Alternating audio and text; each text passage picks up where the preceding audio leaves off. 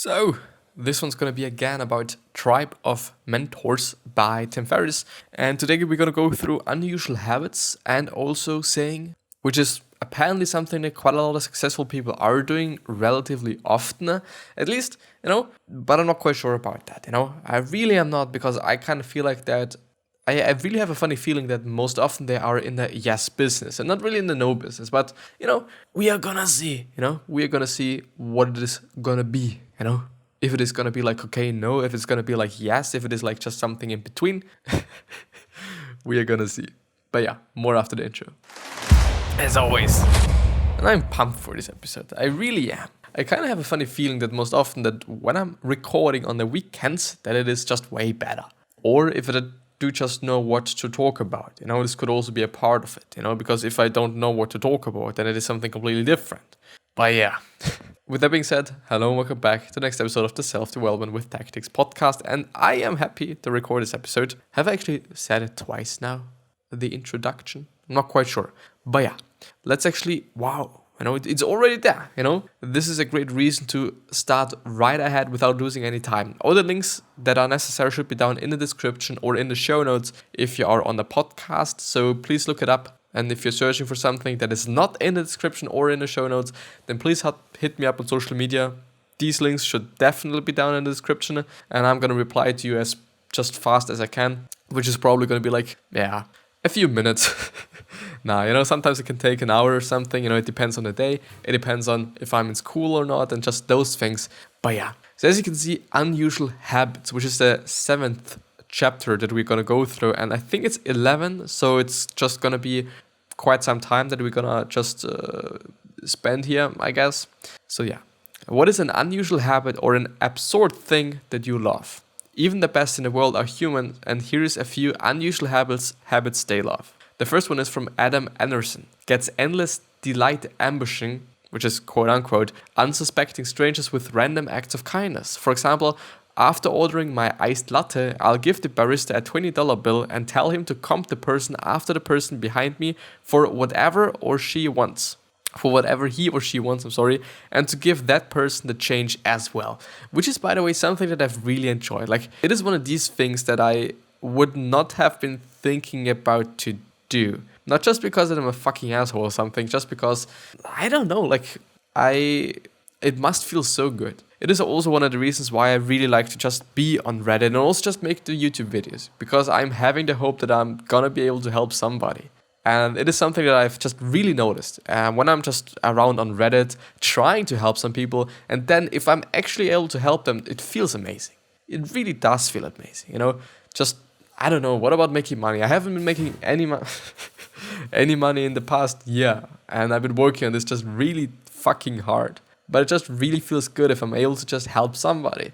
I don't know, I think it is kind of just without being cocky or something, or cringy or whatever. I don't know, I think it is just what I'm willing to do. And I do somehow can understand now all the people that are just saying that. And it is always like something, okay, you're saying that, but in reality, you're like just only about the money and whatnot. But I don't know, I haven't made any money. Therefore, it's like, there's nothing else. There is.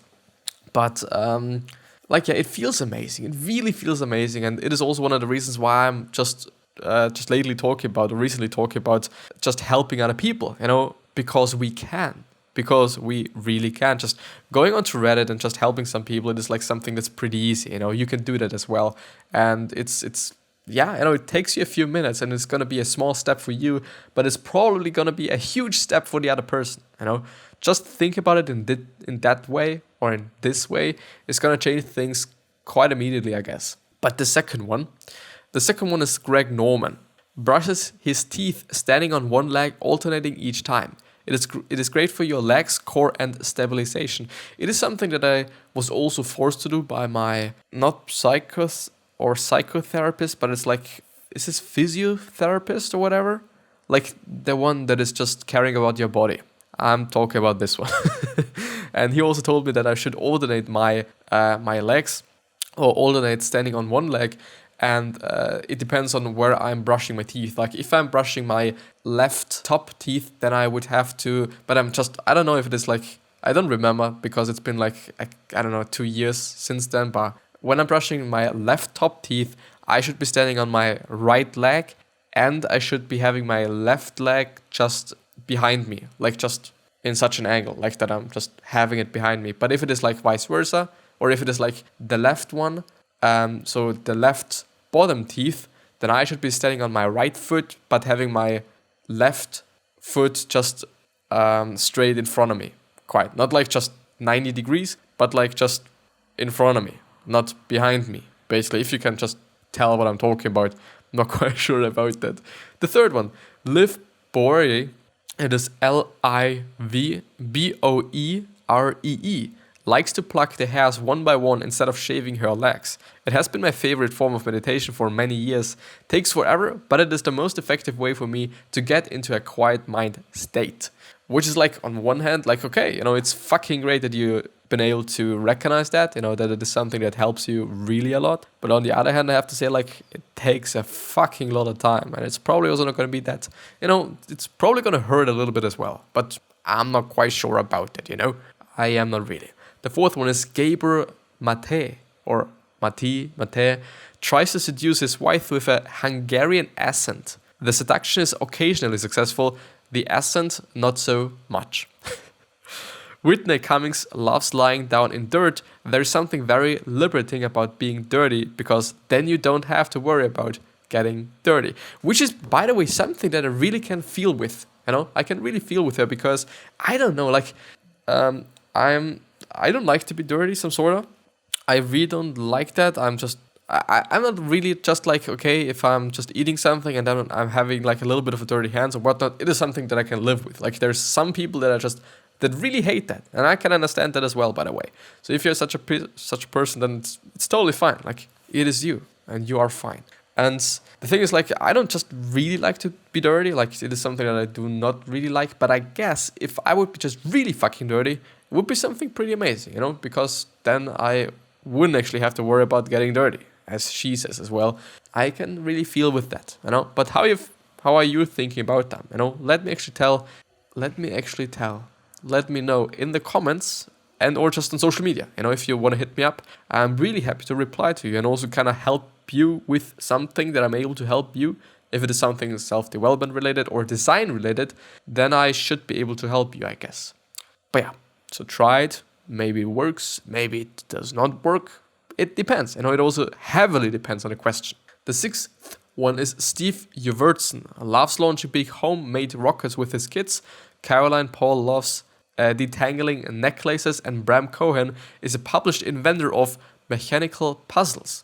Which, by the way, are all really great things. Like, I think about just making homemade fucking rockets. Like, it must be amazing, to do so. Just, I think it's been yesterday, but I'm not quite sure about that. I think it's been yesterday where I've actually recognized that I really like to figure things out. And I really like the process of things. Like, if I'm just having a new software or if it's about just programming something like HTML or just something else, which is not that complicated. So don't get me wrong. There's something that's completely more just complicated than that. But if I'm able to emerge in that space and kind of just try to solve some things, I really like that. I really like it, and I kind of can feel with it. Not detangling necklaces, it is something that I don't like to do, but rockets and mechanical puzzles really sounds fucking great. On the other hand, it is kind of a funny thing that I don't like maths then. I'm always getting so fucking angry. Like, I then really just show my fucking aggression, which is just deep inside of me. Somehow it really is. But because I'm just seeing like a few notes of mine here, which are the most important things that I should be knowing in terms of the maths exam that I'm having tomorrow. I'm doing quite fine. I am really doing quite fine. I'm really not the best in maths, but I would also say that I'm not the worst. Like, it is something in between. It just really comes up to what it is. And but I hate it sometimes. I really deeply hate it sometimes, when I'm actually really stuck and I don't know where I can actually get the information from, then it is really fucked up. But the last one is finally Peter Attia, which is ATTIA, is a category on his own. He loves egg boxing. So Google it. I'm convinced that if the world knew about it, it would become a worldwide sport and eventually an Olympic sport and therefore cease to be absurd. Let's actually see. Egg boxing. I hope it is not about just boxing eggs. He's actually having a website. And so let's actually have a look at his website. One of the most underappreciated sports of all time, egg boxing, like the Earl of Sandwich. I have been referred to to the Earl of Egg Boxing on occasion, which is one of my crowning achievements. I can't take the credit though. The glory goes to those little oval competitors putting their shells on the line for that championship belt. Interested? Question mark. Watch the video to learn how this life-changing sport works. About this, okay, I see. I can't just read. It's something that's probably known. And there's the video.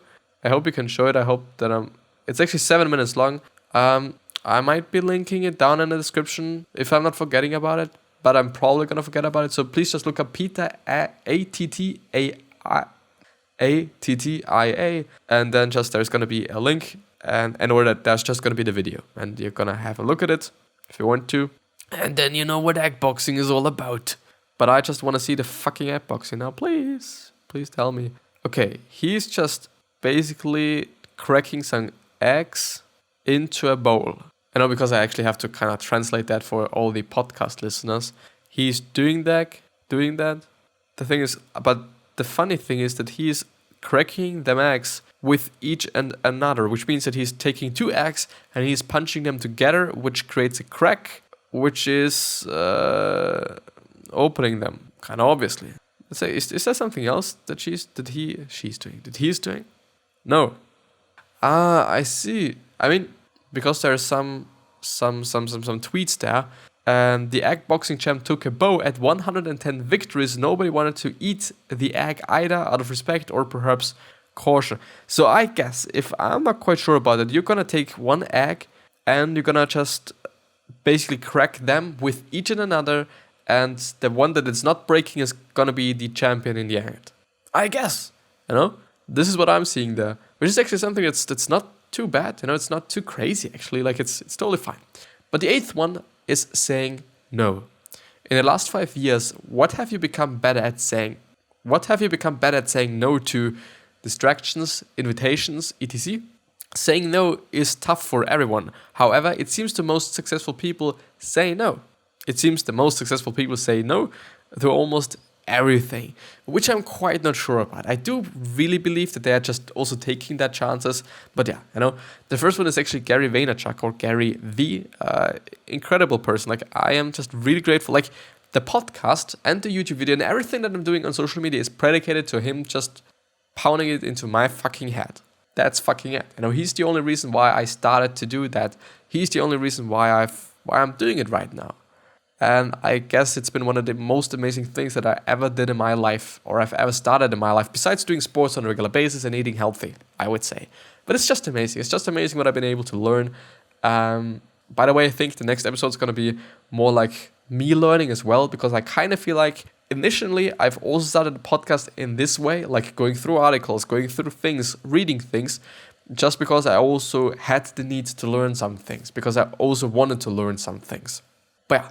So Gary Vaynerchuk says no to everything as a default answer. However, he still needs a healthy balance of 20% of yeses to things that seem dumb, because he believes in serendipity, which I'm actually not sure about, because he's often talking about that his dad is in the no business and he's in the yes business. I'm really not sure about that, if it is like the truth or if it is like just quote unquote poorly translated from the book into this summary.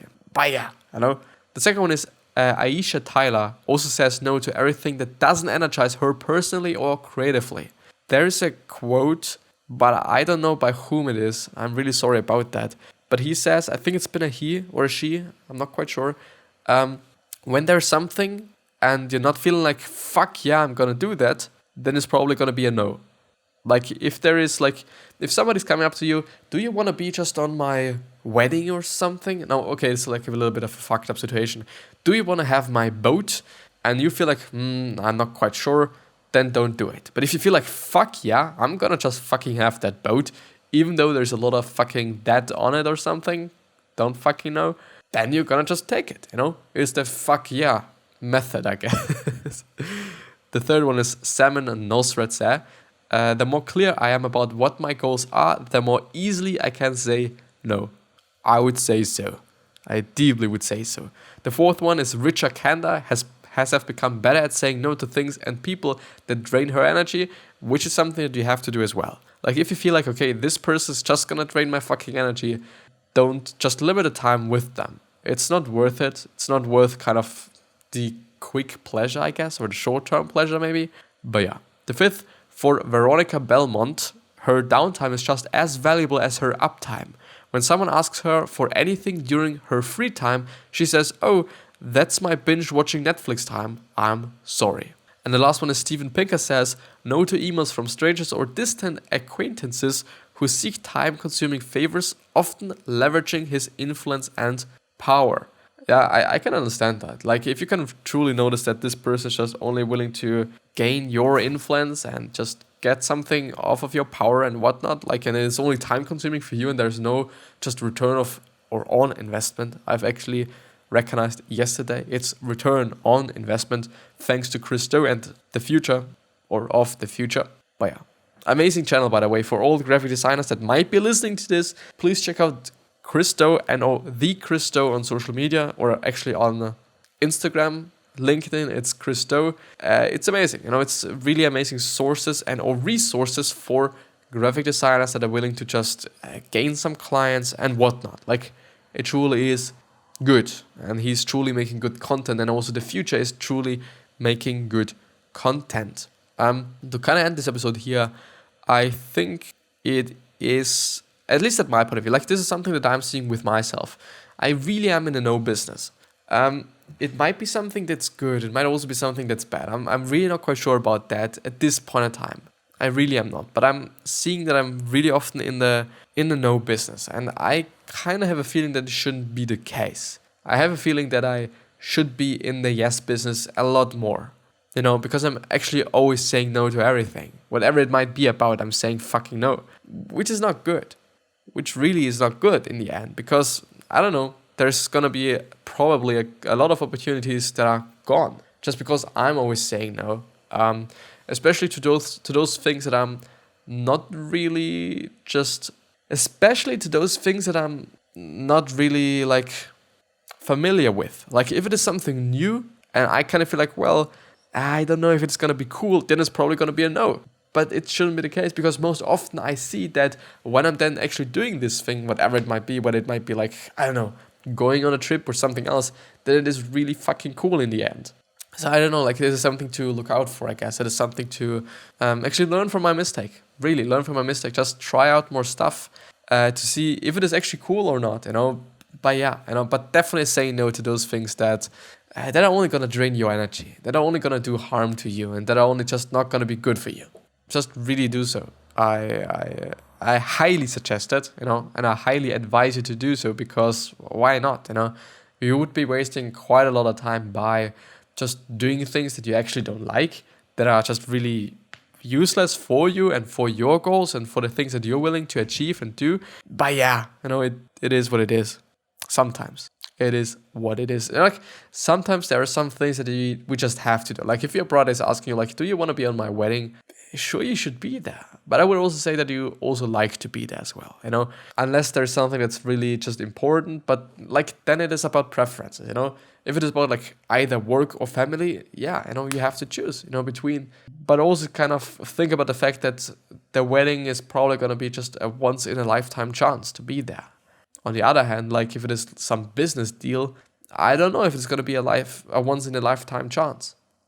Like, it really is something to think about. It really is something to kind of evaluate, whether it is something it's a one-time thing or not, whether you're going to have the chance once again, and all those things. Like, you can think about it and actually making choices and also not judging yourself. Like, this is going to be the last point for the day. Don't judge yourself for whatever choices you did or made in the past or you're doing right now, because you're most often kind of making a decision based on whatever you know at this point in time.